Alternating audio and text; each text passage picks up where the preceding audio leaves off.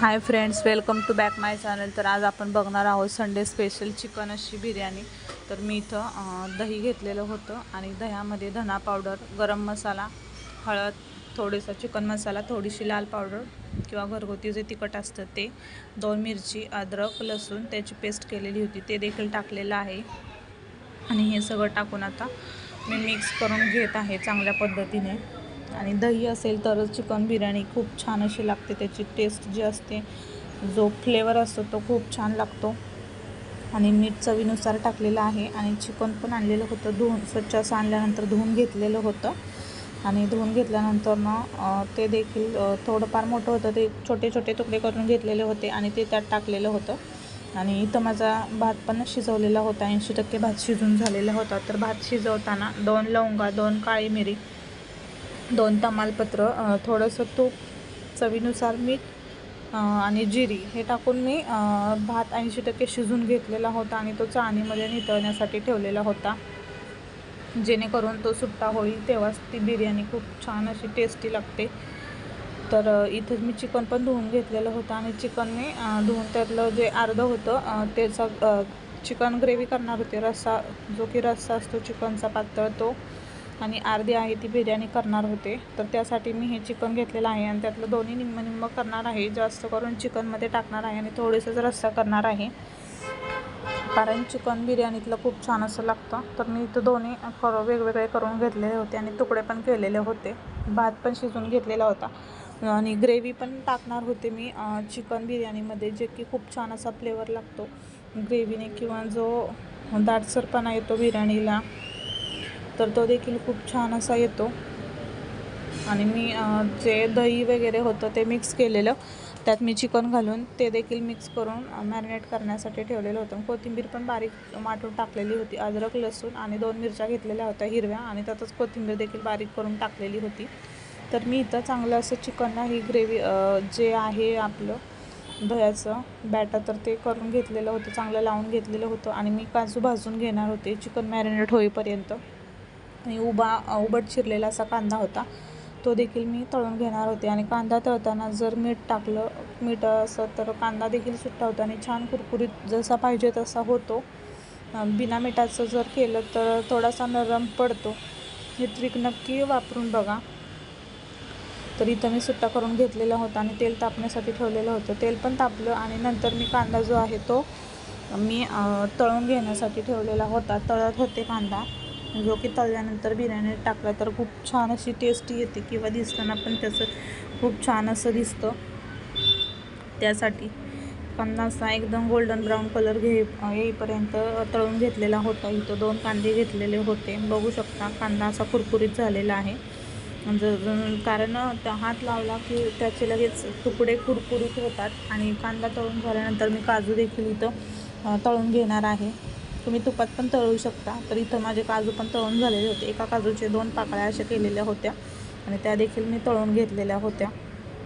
आणि इथं माझं चिकन मॅरिनेट करून झालेलं होतं, 1.5 ते 2 तास झालेले होते। आणि जो मसाला होता इथं तो देखील मी टाकून घेण्याला आहे। मसाल्याचा व्हिडिओ मागच्या वेळी पोस्ट केलेला होता, हा कसा बनवलेला आहे, किंवा जे वाटण पण म्हणू शकतो, मसाला पण म्हणू शकतो, तर ते कशा पद्धतीने तयार केलेला आहे ते पण मी दाखवलेलं आहे। तर बघितला नसेल तर तो व्हिडिओ नक्की बघून घ्या, म्हणजे तुम्हाला समजेल नॉनव्हेजच्या भाजीसाठी कोणतं वाटण करावं किंवा करतात अगदी हॉटेलसारखी टेस्टी येण्यासाठी।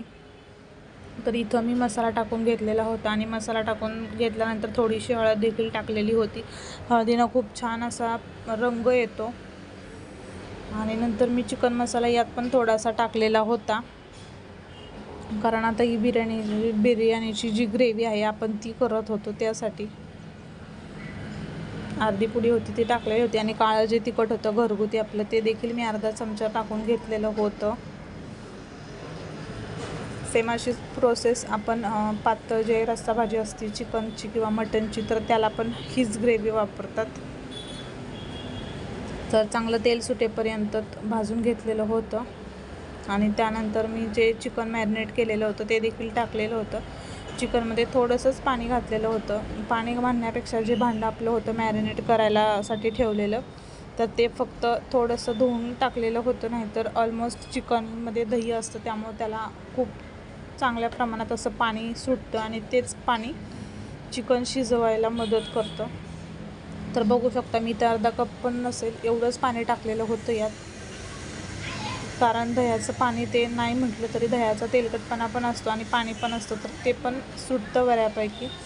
आणि कांदा आणि काजू जे भाजलेले होते मी त्याच तेलात मी हे ग्रेव्ही परतवलेली होती चिकनची. तेवढंच तेल सफिशियंट होतं, कारण मी टाकताना थोडंसं जास्त टाकलेलं होतं. आणि त्यानंतर मी इथं झाकण ठेवलेलं आहे, जेणेकरून त्याची वाफ होईल आणि ते चिकन पटकन शिजून जाईल. आणि एक कमी जे आळणी होतं ते पण टाकलेलं होतं. बघू शकता इथं आणि पण आपलं शिजत आलेलं आहे.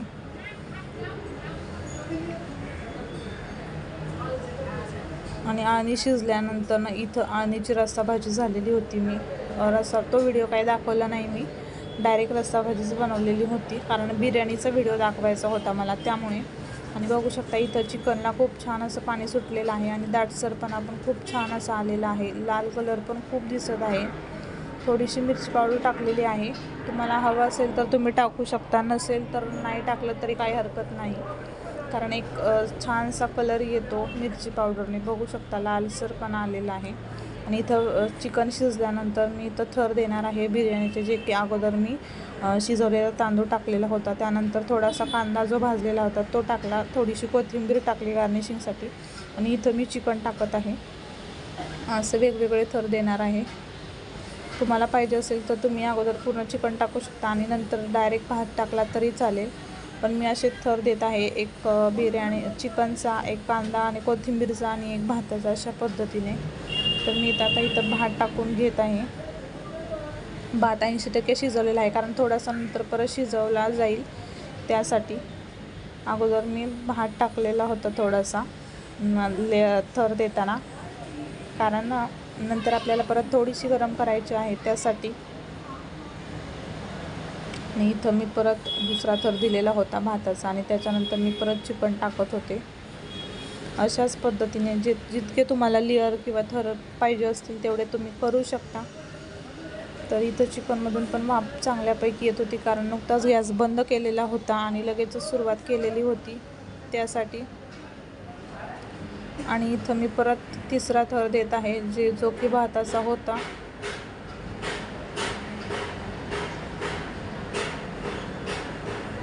आणि भात झाल्यानंतर मी परत मग कोथिंबीर आणि जे चिकन होतं ते टाकलं. त्याच्यानंतर कांदा जो होता तो सगळा कांदा टाकून घेतलेला होता. आणि थोडासा कलर मी त्यात हे ॲड करणार होते. रेड कलर होता आणि एक ग्रीन कलर होता. तर मी थोडंसं एक स्पून थोडंसं पाणी ओतलेलं होतं त्यात आणि 2 कलर केलेले होते. ते थोडे थोडे असे मध्ये मध्ये होल पाडून त्यात मी कलर टाकलेले होते, जेणेकरून ते सगळे एक सगळे साईडला पांगतील. तर कशी वाटली बिर्याणी नक्कीच व्हिडिओ बघा आणि कमेंट करून सांगा.